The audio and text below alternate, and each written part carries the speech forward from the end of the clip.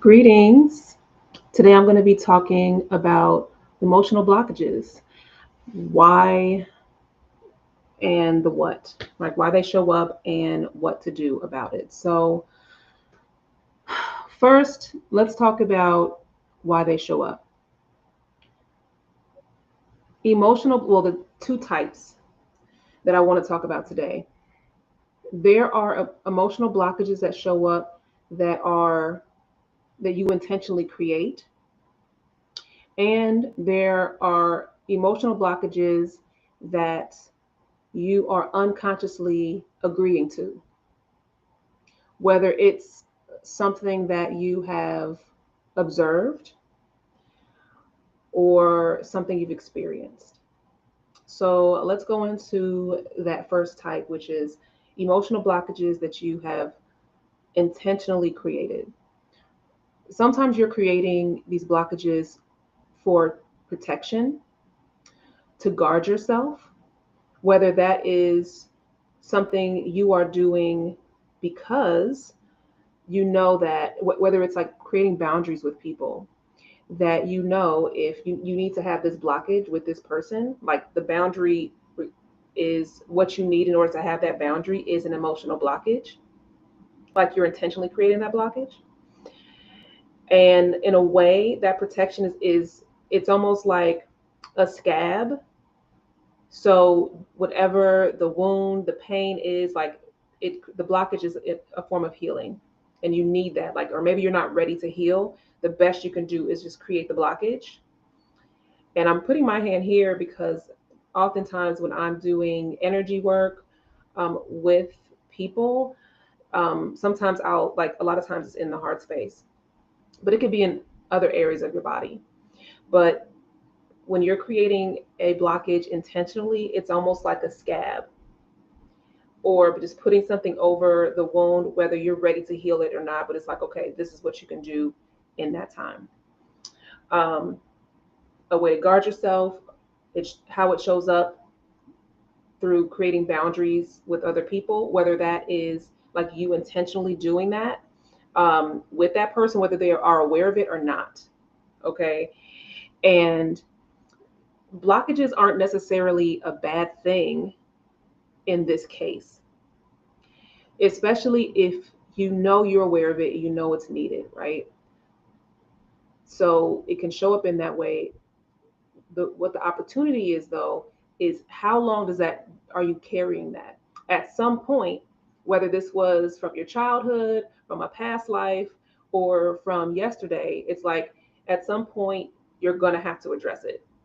So even the emotional blockages that you are intentionally creating, it's going to be something where at some point it's going to come back around for you to address it. It's an opportunity for you to release it. So even though emotional blockages aren't always a bad thing, even if you're creating it intentionally, when it comes to releasing it, like once the work is done, once the lesson is learned, or a lot of times it's through like how you're perceiving it. You're able to look at the situation differently, and then that's the opportunity for you to release that blockage that you have intentionally created, that you needed at that time for however long. So the second type of emotional blockage is the one that you have unconsciously agreed to. And what's interesting about this, when I do emotional energy work, how I typically see this is through, like, this shows up a lot when it comes to like childhood or past lives, or even family dynamics, where you are picking up what to do just through observation of what's happening in your family dynamic, or even societal conditioning, that you're agreeing to this, like you're unconsciously agreeing, and this blockage is being created because of that. So you're not even aware of it. It's just because of it's more of an environmental thing, because like that's what's around you. Nobody's is like necessarily telling you directly, but like the first way we learn is through observation. It's through, like, think about when you see kids, they're going to mimic what you do. But how this shows up, even when a child is in the womb, the energy still exists. It's still being picked up. And this is where, like, when it comes to like your family lineage and the kind of same situations happening over and over again, even, or the same experiences, or how like one reacts or responds emotionally to different things, how that can carry on through your lineage is because of this emotional blockage that you have unconsciously agreed to. And it just keeps going and going and going. So what the opportunity there is, like, there has to become a moment of awareness, which is different from the first type, right, that you've intentionally created versus the one you're not even aware of. So it will start to just show up. It will show up through being really triggered by other things, by external experiences. You'll start getting triggered. Like, sometimes it's the littlest things, even in like, this shows up with past life stuff as well, that I've seen, where you don't know why you're being triggered or why you're having such a strong reaction or response to a person or a situation or even a certain word or a type of thing. And it's because there's something there that you have unconsciously agreed to. And what you can do in those moments is start to ask, well, why am I having this response? Why am I having this response to, like, why am I responding this way? Start to ask the question. A lot of times when you're like in the height of those emotions, you're not even thinking about asking the question. So in that case, taking a moment when you have time to reflect on it and start to notice the patterns that come up. Is there certain people that you're around, or certain situations where you're noticing this certain type of emotional response? Another thing to be mindful of when it comes to blockages, emotional blockages, is the blockage. One emotion, a particular emotion might be blocked, but there's another emotion that is being expressed due to that blockage. I'm gonna say that again, and I'll also give an example.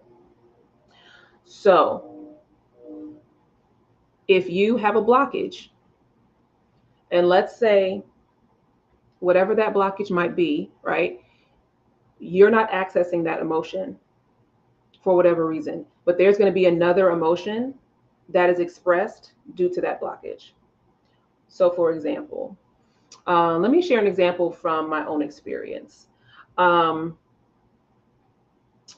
Let's say I feel like one that commonly has come up for me, and if you're watching this live or watching the replay, if you want to share like an emotion that you've experienced, or if any of this is resonating, feel free to share in the comments or in the chat. But any sort of being in a state of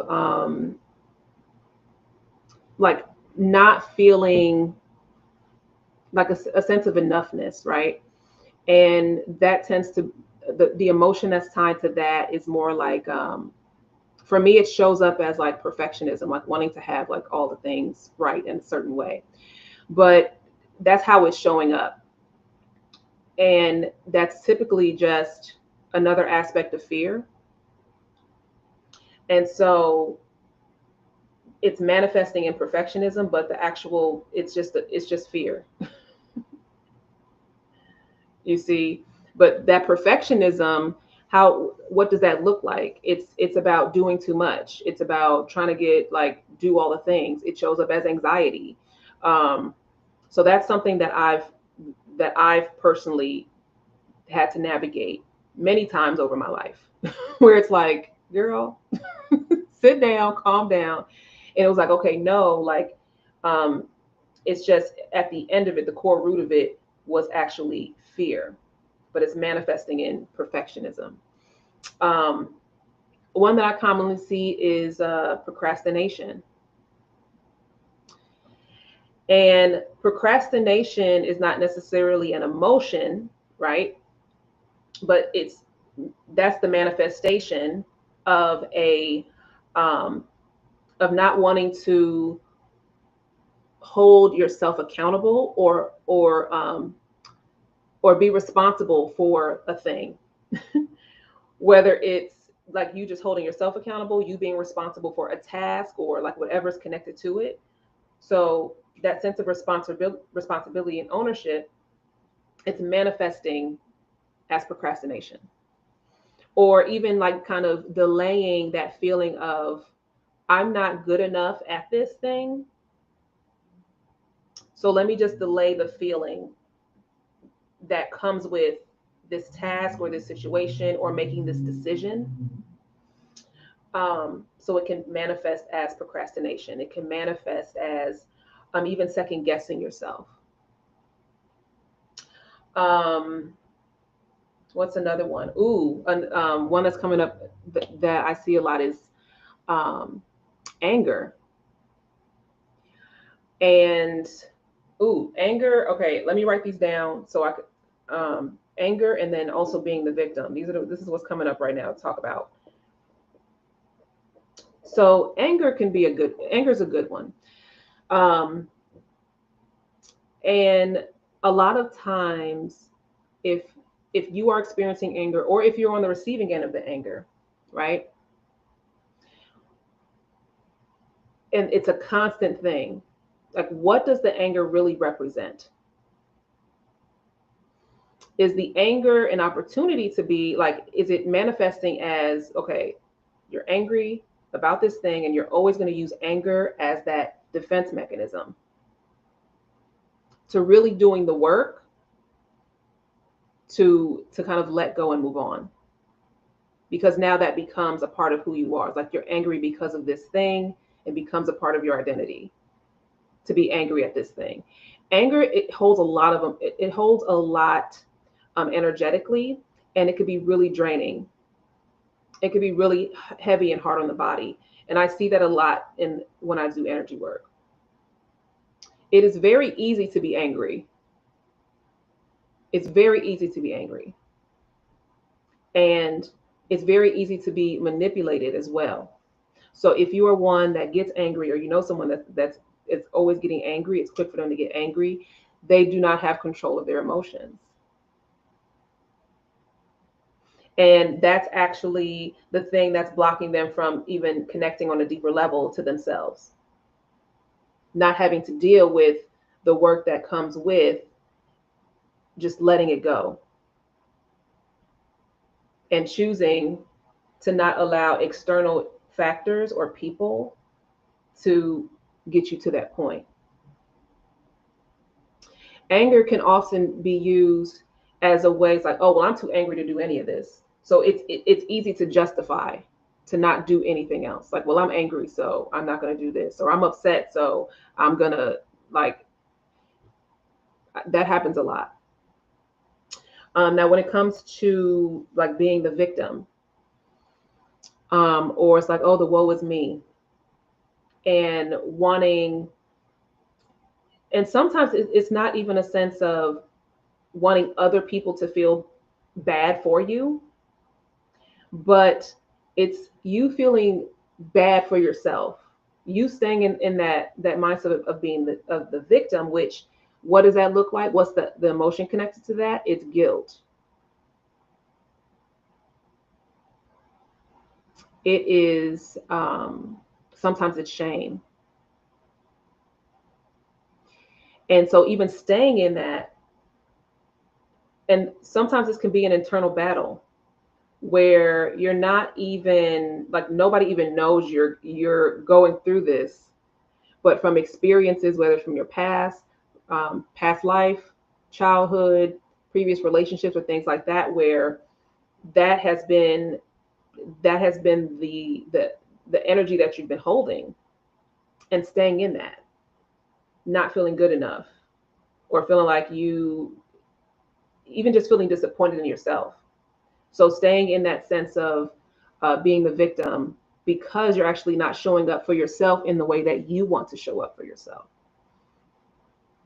And you don't even have to speak that to other people, right? I did a video some years ago, probably, that talks about um, like breaking your own promises, breaking self trust or something like that.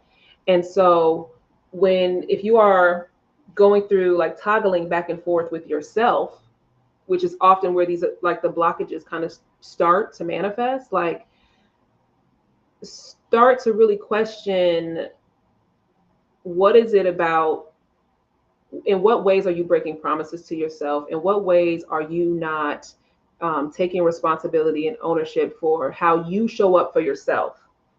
Because in the same way that anger is, it's very easy to be angry, stay angry, and justify what you do and how you do things through anger. Um, being the being the victim of your own stuff, that can keep you in this internal loop. It can lower your self-esteem and your self-confidence. And the only one that really knows about it is you. Because maybe you already know who you want to be and how you want to show up in the world. But for whatever reason, you are feeling like you can't do it. You're feeling afraid. Um, and that starts, it's like it starts in these many things. Okay, I'm going to do this, and then you don't do it.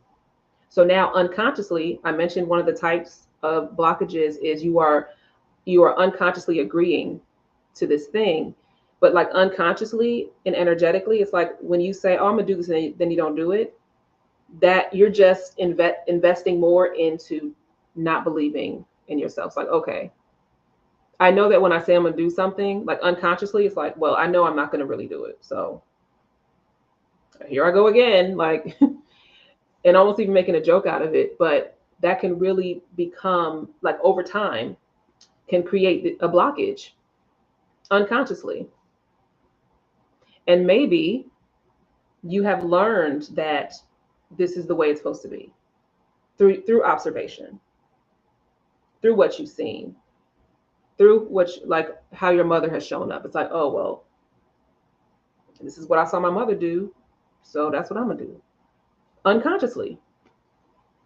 Or because you tried something once and it didn't go the way that you wanted it to go, that now unconsciously it's like, well, I never want to experience that emotion again of like feeling disappointed or failure or whatever. So now, like, I'm the loser, or I'm not competent enough, and now I'm, unconsciously you're like, I never want to experience that again. So now you stay in this loop. So that is another way.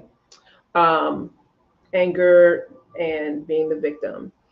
Let's talk about how to work through these blockages. One of the ways, which I briefly mentioned earlier, is um, asking yourself the question of like, why am I having this response, this emotional response, or the behavior? Another thing that's coming up is toxic relationships. Staying, whether it romantic, platonic, it could be family. What it's like, continuously staying in environments or around people that reinforce that same emotion or behavior. So you don't even have the opportunity to regulate your emotions because you're constantly in the environment that not only just reinforces it, but possibly even created that blockage in the first place, especially the unconscious ones. So once you start to question, why am I having this response? Or why does this behavior show up with this thing? How to work through it is to start to find ways to remove yourself from the people or the environment or the situations. Sometimes the environment is your own home. Okay. Sometimes the environment is the workplace. Sometimes the environment is a family member or your partner, your husband, your wife. Like sometimes it's your children, because they're that's a whole nother conversation. and being able to step away from that. And I'm not saying that this means to abandon your responsibilities or to go off and not have any contact with anybody for a month or something like that. But start to create time to be proactive about not being in those environments, choosing something different, however that might look like. Um, because it's not until a lot of times it's not until you're out of those environments, whether it's a physical space or even a mental space, that you're able to even have a different perspective. Because as soon as you're into that space, it's like, okay, here I am. Like I'm back in it, and your emotions start to take over. If you notice, so another way to kind of work through these things is to pause, take a time, take a moment to pause before you actually respond or react to anything. Don't allow yourself to just immediately react. Like, take a moment, feel the feeling, but don't say anything based off of what you're feeling. Don't do anything yet. Like, just harness it for a moment and pay attention to it. That's another thing you can do in the moment when you're experiencing it. Start to work through it, because then it's not just this immediate reaction and then regretting it later. Now you're actually starting to practice creating that space to start to regulate yourself emotionally. And when you start to practice that, like, you can start to develop that as a skill. And this is very helpful, especially for those where you have people around you. If you're very easily to react, and people know, and a lot of times people will do that. They will intentionally, they'll do things to piss you off. They'll do things to push your buttons. Like, if you're around people like that, and they gain energy, they gain power from you just being, they're able to just push your buttons any kind of way. So something to think about. Are you that easily manipulated? Whether it's through people, even like what's going on in the world right now, all this stuff with politics, and and I'm seeing, first thing in the morning, I wake up and I'm seeing, like, there's all this stuff going on. I'm choosing to not respond to that.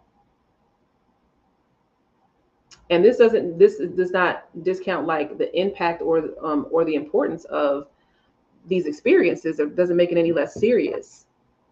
But when it comes to especially in media, things like that, how it's like, if you're waking up in the morning and all you're doing is watching all these things, or you're having these conversations all the time, think about what that's doing and how that's reinforcing some of the blockages that you have, that you've intentionally created or that you've unconsciously agreed to.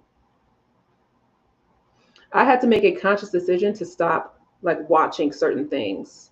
I had to do that years ago, because I'm like, this is doing nothing for me. I am tired and it is 9:30 a.m. because I've been watching, like, all this stuff, or like it's constantly around. So just think about that as well. What are you consuming? Whether it's through conversation, through what you're watching, through what you're listening to.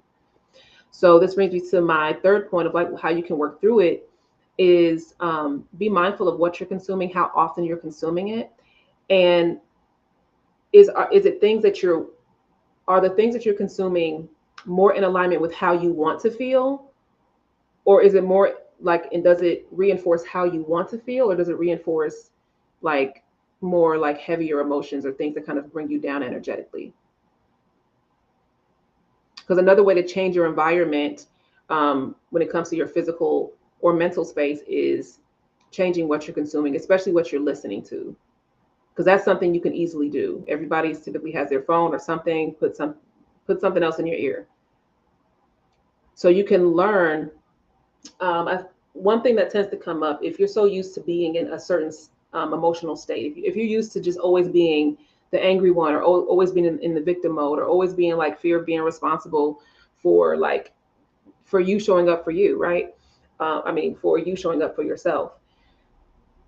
Start to practice how can you access those emotions if you don't know how to really feel them or how to access them on a regular basis, because your comfort zone has been the anger, has been the being the victim, has been being the perfectionist, has been anxiety all the time. You start to find it through other sources.